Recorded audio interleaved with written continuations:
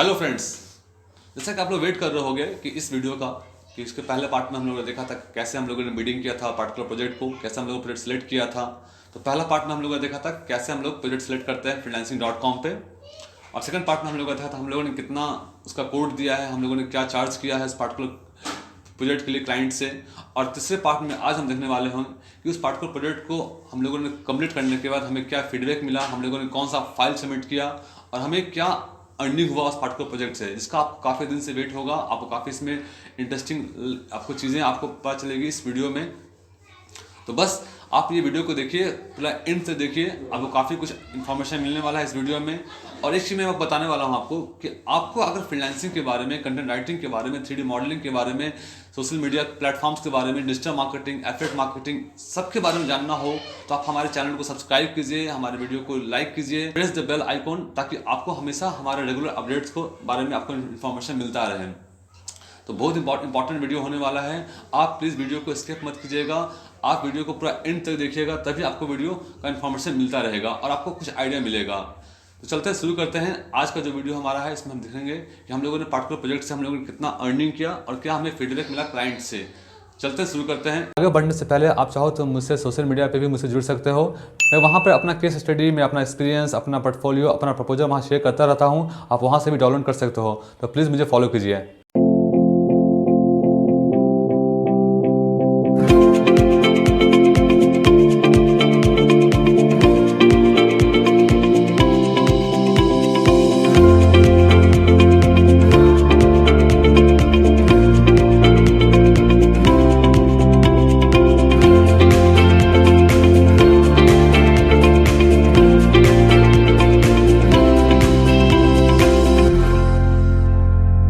आज का हमारा तीसरा पार्ट है।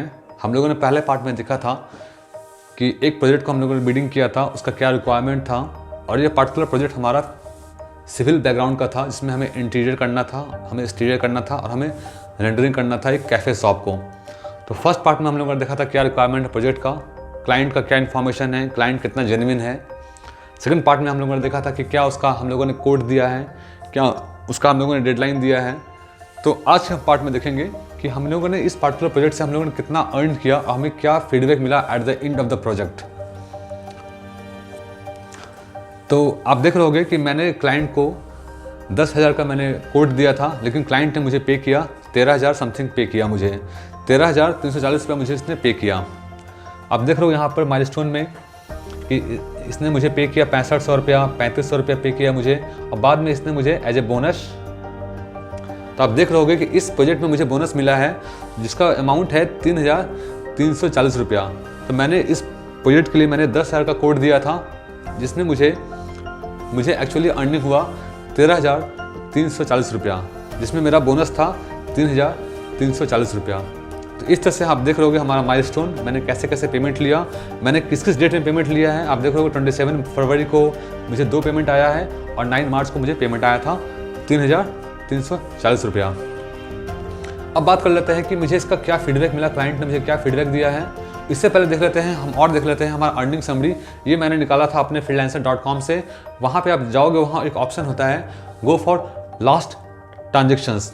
आप वहाँ पे देख सकते हो कि जितना भी आपका अमाउंट का जो आपका हुआ है ट्रांजेक्शन, आप उसका समरी देख सकते हो।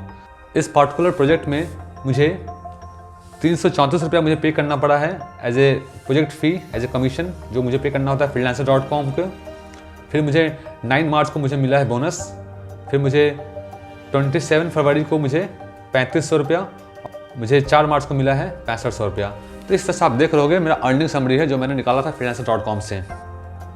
अब बात कर लेते हैं फीडबैक के बारे में। अब फीडबैक थोड़ा सा यहाँ पर मिक्स फीडबैक है।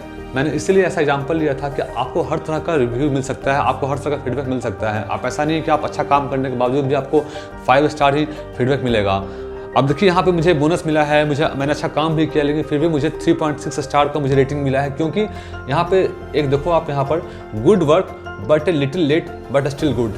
मतलब क्या है, क्लाइंट यहाँ पर बहुत ही अपने काम को लेकर काफ़ी सिंसियर है। वे नहीं चाहता है कि काम लेट हो, लेकिन थोड़ा सा हमारे एंड से काम लेट हो गया, जिस कारण से उसने हमें 3.6 का रेटिंग दिया है।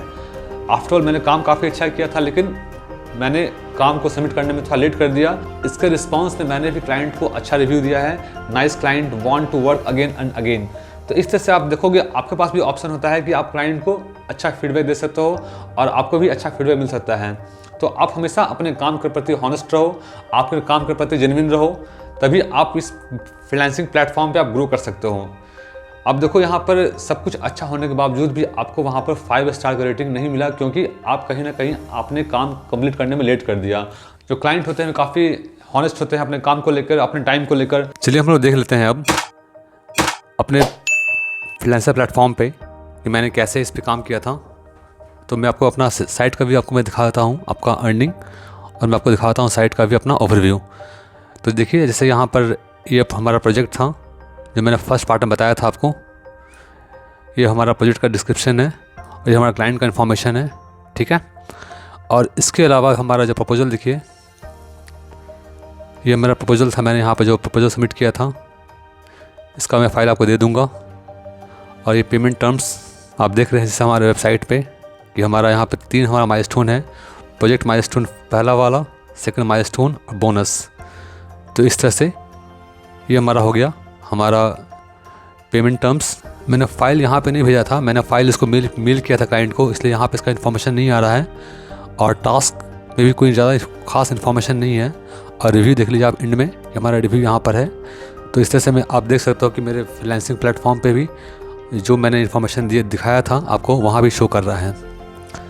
तो आपको इससे ज़्यादा क्लियर हो गया होगा फ्रीलांसिंग प्लेटफॉर्म पे कैसे काम करते हैं, कैसे प्रोजेक्ट लेते हैं, कैसे प्रपोजल सबमिट करते हैं, कैसे पेमेंट टर्म्स होता है और फाइल्स आप कैसे सबमिट करते हैं। बाकी सारा कुछ जो मैंने आपको बताया था सब यहाँ पर मेरे फ्रीलांसिंग प्लेटफॉर्म पे शो कर रहा है। तो आपको उनका डेडलाइन मीट करना होगा एट एनी कॉस्ट। तो आई होप आपको इस 3 पार्ट के केस स्टडी में काफ़ी कुछ क्लियर हो गया होगा। Thank you so much.